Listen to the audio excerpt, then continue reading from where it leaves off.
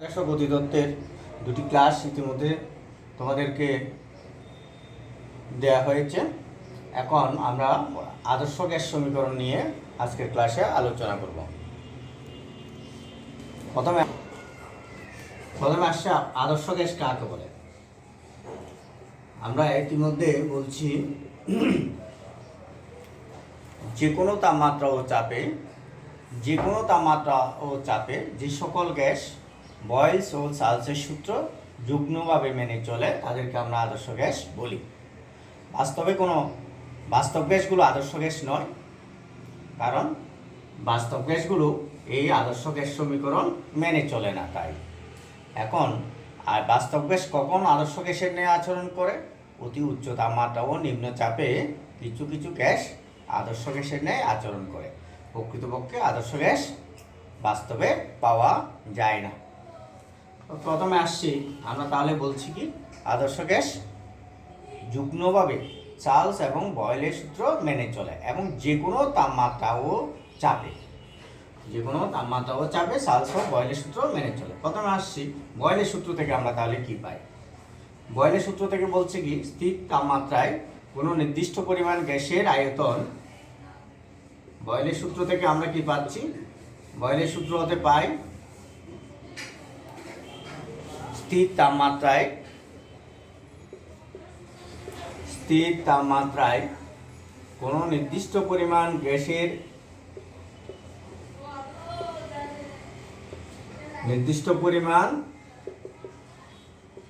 গ্যাসের আয়তন চাপের ব্যস্তানুপাতে পরিবর্তিত হয়।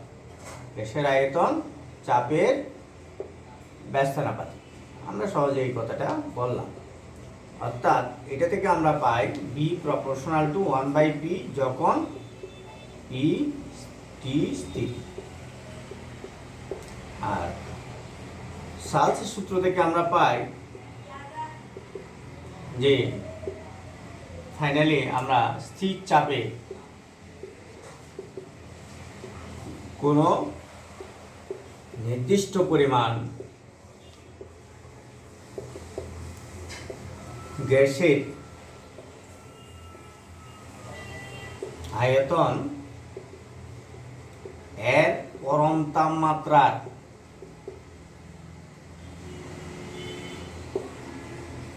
সমানুপাতিক। অর্থাৎ B প্রপোর্শনাল টু T যখন P স্থির। এই দুটি সমীকরণে আমরা যদি অনুপাতের সূত্র প্রয়োগ করি, সূত্র মতে আমরা কি লিখতে পারি, B প্রপোর্শনাল টু T/P যখন সবকটি রাশি পরিবর্তিত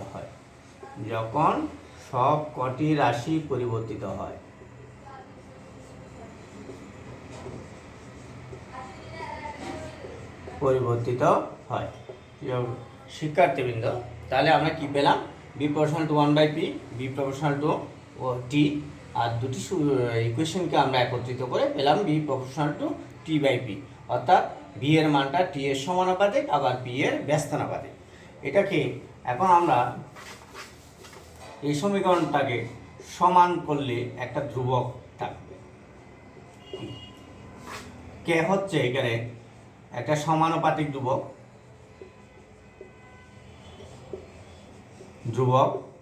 এটি যে কোনো পরিমাণ গ্যাসের জন্য, তাহলে এটি কে এর মান কার উপর নির্ভর করে, কে এর মান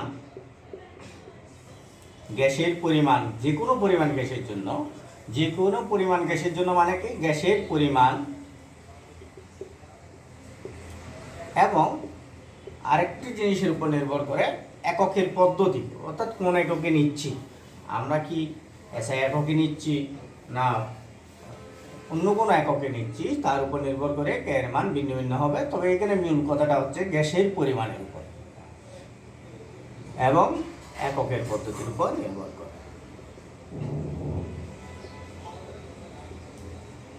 নির্ভর করে। তাহলে এই ক্যাটা ক্যাপিটাল কে আমরা তাহলে এইখান থেকে লিখতে পারি PB/T সমান কে ধ্রুবক। তাহলে এই ধ্রুবক অর্থাৎ পি বি এবং টি এর এই অনুপাতটা সর্বদাই ধ্রুবক থাকবে। তাহলে এইটাকে আমরা কি লিখতে পারি, কোনো নির্দিষ্ট পরিমাণ গ্যাসের ক্ষেত্রে,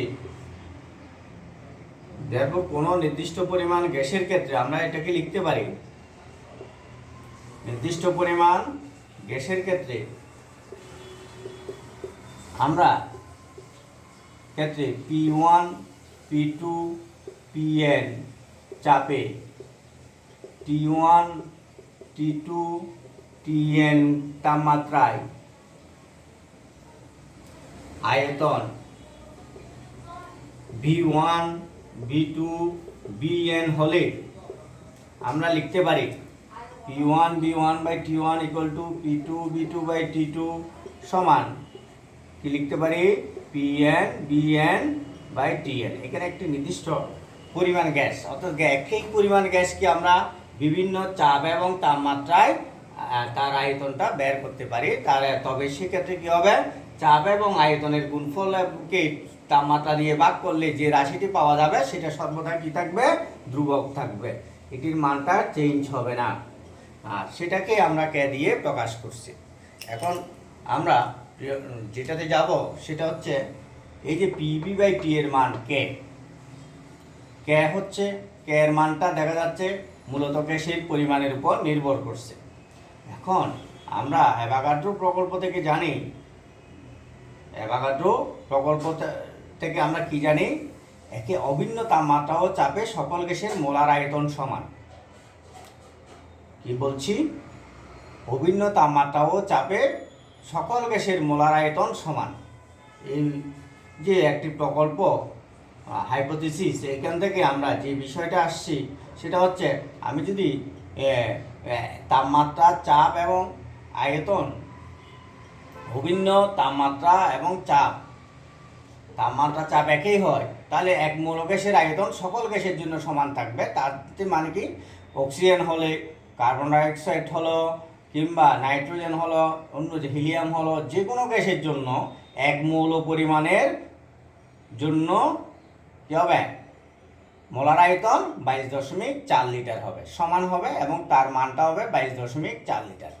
অর্থাৎ একটা নির্দিষ্ট মান আছে যে কখন তাপমাত্রা, চাপ যদি একই হয়, এক মৌল গ্যাসের আয়তন সবসময় সমান থাকবে, এবং প্রমাণ তাপমাত্রা ও চাপে সেটার আয়তন হবে 22.4 লিটার, সেটি যে গ্যাসেই হোক না কেন। তাহলে এক মৌল গ্যাসের জন্য অভিন্ন তাপমাত্রা ও চাপে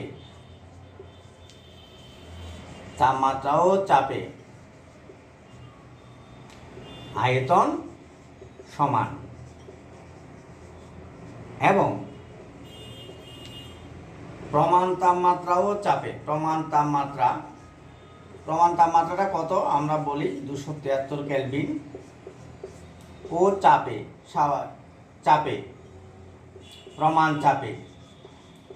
চাপ বলতে আমরা এসে এককে যেটা বলি 1.013 × 10⁵ নিউটন পার মিটার স্কোয়ার চাপে এক মৌল গ্যাসের আয়তন হবে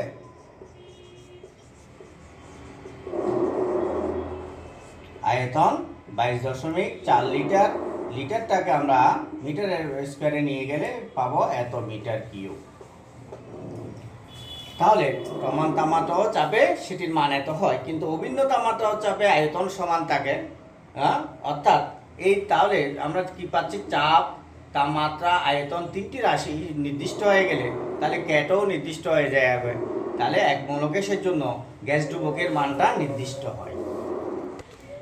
তাহলে আমরা পাচ্ছি নির্দিষ্ট চাপ, তাপমাত্রায় আয়তন নির্দিষ্ট হচ্ছে, এক মৌল গ্যাসের জন্য তার একটা নির্দিষ্ট মান আছে, সেক্ষেত্রে এক মৌল গ্যাসের জন্য একটা তাহলে ধ্রুবকটাও নির্দিষ্ট হয়ে যায়। এই এক মৌল গ্যাসের জন্য গ্যাস ধ্রুবক তাহলে কি হবে, নির্দিষ্ট হয়। সেটিকে আর দ্বারা প্রকাশ করা হয়, অর্থাৎ কেটাকে আমরা এখন আর দিয়ে প্রকাশ করব, কি জন্য, এক মৌল গ্যাস হলে। আর এর মানটা হয় 8.314 জুল পার মোল পার কেলভিন, অর্থাৎ এক মোল গ্যাসের জন্য এই গ্যাস ধ্রুবকের মানটা একটা নির্দিষ্ট মান, এটাকে বিশ্বজনীন গ্যাস ধ্রুবক বা সার্বজনীন, একে বিশ্বজনীন বা সার্বজনীন গ্যাস ধ্রুবক বলে। এর মান হচ্ছে কত? 8.314 জুল পার মোল গ্যাস ধ্রুবক বলে।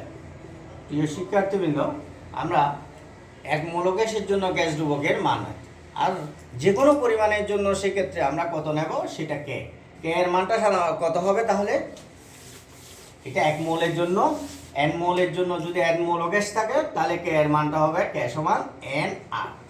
এই কথাটা আমরা একটু খেয়াল রাখবো প্রিয় শিক্ষার্থীবৃন্দ। তাহলে এক মোল গ্যাসের জন্য যদি আমরা গ্যাস ধ্রুবকটা কে দিয়ে প্রকাশ করি, তাহলে এক মোল গ্যাসের চাপ যদি চাপ পি, আয়তন বি এবং তাপমাত্রা টি হয়, সেক্ষেত্রে এক মোল গ্যাসের জন্য গ্যাস ধ্রুবক আর হয়, তাহলে এক মোল গ্যাসের জন্য আমরা কি লিখতে পারি?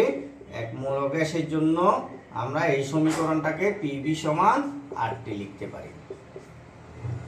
এখন আমরা যে কোনো পরিমাণ যদি গ্যাস নিয়ে থাকি, আমি যদি যে কোনো পরিমাণ গ্যাস নিয়ে থাকি, সেক্ষেত্রে মনে করে ধরে নিলাম যে আমি স্মল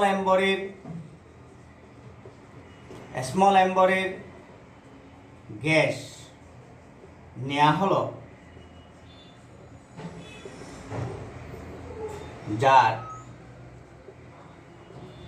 আয়তন ভি এবং আণবিক ভর এম। আণবিক ভর কেন?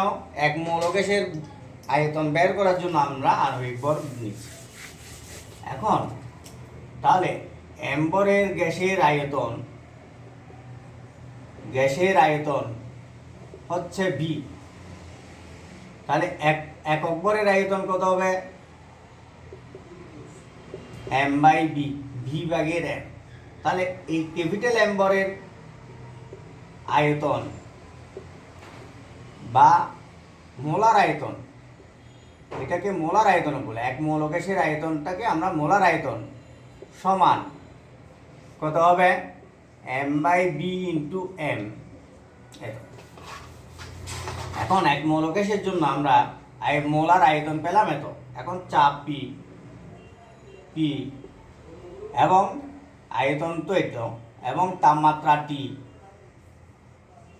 টি হলে এক মৌল গ্যাসের জন্য আমরা কি লিখতে পারি? পি বি এর বদলে আমরা M by B into M equal to R T. তারপর পিবি সমান M by M R T. এখানে এম বাই এম হচ্ছে মৌল সংখ্যা, এটাকে আমরা কে দিয়ে এন দিয়ে প্রকাশ করে থাকি, স্মল এন দিয়ে প্রকাশ করি। স্মল এন, তাহলে মৌল সংখ্যাটা কী ধরনের রাশি হবে? এটি ভগ্নাংশ হতে পারে, যে কোনো সংখ্যা হতে পারে, পূর্ণ সংখ্যা হবে এমন কোনো কথা নেই। এটা পূর্ণ সংখ্যা হতে পারে, ভগ্নাংশ হতে পারে। তাহলে পিবি এম বাই এমটাকে আমরা যদি এন দিয়ে প্রকাশ করি, তাহলে আমরা কি পাচ্ছি? পিবি সমান এন আর টি। এখানে একটা রাশি আমরা পিবি এবং টি এর এবং এন এর সম্পর্কটা পেলাম, এটাই আদর্শ গ্যাস সমীকরণ। এটি হলো আদর্শ গ্যাস সমীকরণ।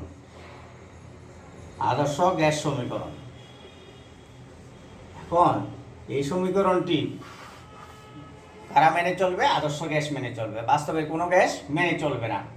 সেক্ষেত্রে আমরা আর এখানে যে বিষয়টা পাচ্ছি, আদর্শ গ্যাসের জন্য আমরা চাপ, আয়তন, মৌল সংখ্যা এবং তাপমাত্রা, এই রাশিগুলোর সাথে এই সম্পর্কটা আমরা পেতে পারবো। আমরা তাহলে কোনো নির্দিষ্ট পরিমাণ যদি গ্যাস নেওয়া হয়, তাহলে সেক্ষেত্রে আমরা কি বলবো? নির্দিষ্ট পরিমাণ গ্যাস মানে এন ধ্রুবক। তাহলে এন ধ্রুবক হলে আর তো ধ্রুবক, তাপমাত্রা এবং নির্দিষ্ট পরিমাণ গ্যাসের জন্য পিবি এবং টি এর লেখচিত্রটা কীরকম হবে? তাহলে পিবি প্রপোর্শনাল টু টি হচ্ছে, তাহলে আমরা এটা এইরকম হবে। অর্থাৎ পিবি বাই টি এর অনুপাত সর্বদা ধ্রুবক। তাহলে পিবি বাই টি এর অনুপাতটা কি প্রকাশ করে? পিবি বাই টি এর ঢালটা কি হবে? ঢাল সমান পিবি বাই টি সমান এন আর সমান কে, ধ্রুবক। ঢাল সর্বদা ধ্রুবক থাকবে। আমরা এই রাশিগুলো আমরা পেলাম, এখান থেকে আবার পি বি এন টি সবগুলো বের করা যেতে পারে। প্রিয় শিক্ষার্থীবৃন্দ, এই সমীকরণটিকে বাস্তব গ্যাসের জন্য ব্যবহার করার জন্য ভ্যান ডার ওয়ালস এটিকে সংশোধন করেছেন। সমীকরণ এটাই সে চাপের সংশোধন করেছেন, আবার সাথে সাথে আয়তনের সংশোধন করেছেন। চাপের সংশোধনটা হচ্ছে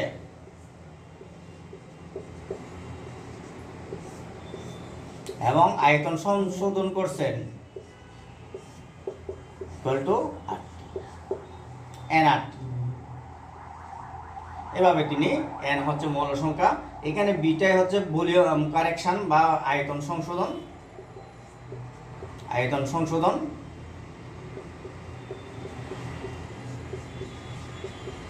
বিটা হচ্ছে আয়তন সংশোধন, আর এখানে এটা হচ্ছে যে গ্যাসের অণুসমূহের মধ্যবর্তী যে আকর্ষণ বল রয়েছে, পারস্পরিক যে আকর্ষণ রয়েছে অণুসমূহের মধ্যবর্তী অণুসমূহের মধ্যে ক্রিয়াশীল ক্রিয়া প্রতিক্রিয়া বলের জন্য ধ্রুবক। মধ্যে ক্রিয়াশীল ক্রিয়া প্রতিক্রিয়া বলের জন্য ধ্রুবক।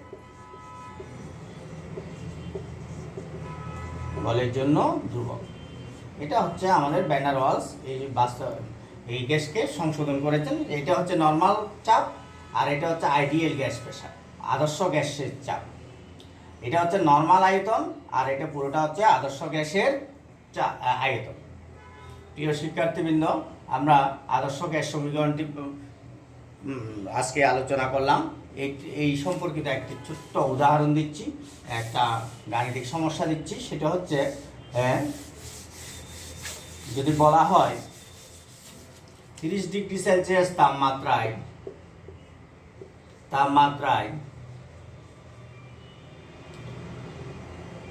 56 গ্রাম নাইট্রোজেনের স্বাভাবিক চাপে 30 ডিগ্রি সেলসিয়াস তাপমাত্রায় এর আয়তন কত?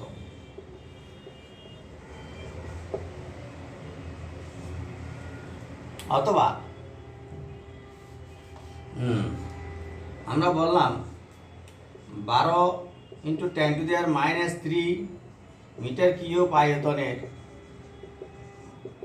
কোন সিলিন্ডারে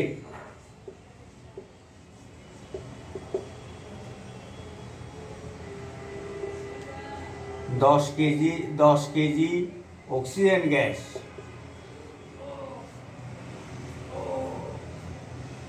2.5 × 10⁵ নিউটন পার মিটার স্কয়ার চাপে রাখা হলো। সিলিন্ডারের তাপমাত্রা কত? আমরা মূলত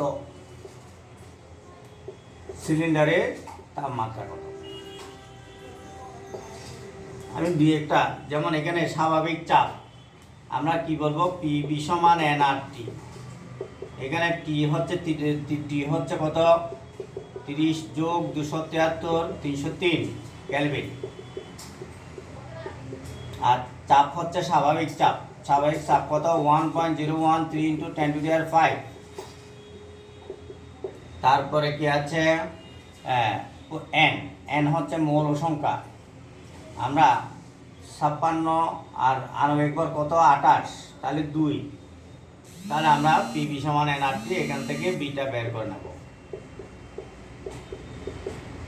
ঠিক এখানে আয়তন দেওয়া আছে, বি সমান 12 × 10⁻³ মিটার কিউব, আর এখানে এম এর মান দেওয়া আছে 10 × 1000, আর এই তাহলে মৌল সংখ্যা আমরা বের করতে পারি, যেহেতু অক্সিজেনের এম সমান কত 32, তাহলে 32 দিয়ে আমরা এটাকে ভাগ করে কত মৌল আসে বের করে নিতে পারি। তারপর হচ্ছে চাপ আছে এখানে 10⁵ নিউটন পার মিটার স্কয়ার, তাহলে আমরা টিটা বের করে নেব। টি সমান কত হবে, পিভি সমান এনআরটি, তাহলে টি সমান আমরা বের করে নেব। টিটা আসবে ক্যালভিনে, কিসে আসবে ক্যালভিনে, এত ক্যালভিন আসবে, সেটাকে আমরা 273 বিয়োগ করে আমরা এটাকে আবার সেলসিয়াসে রূপান্তর করতে পারি। প্রিয় শিক্ষার্থীবৃন্দ, আমরা আদর্শ গ্যাস সমীকরণ বের করা এবং সে সম্পর্কিত গাণিতিক সমস্যাগুলো আলোচনা করলাম।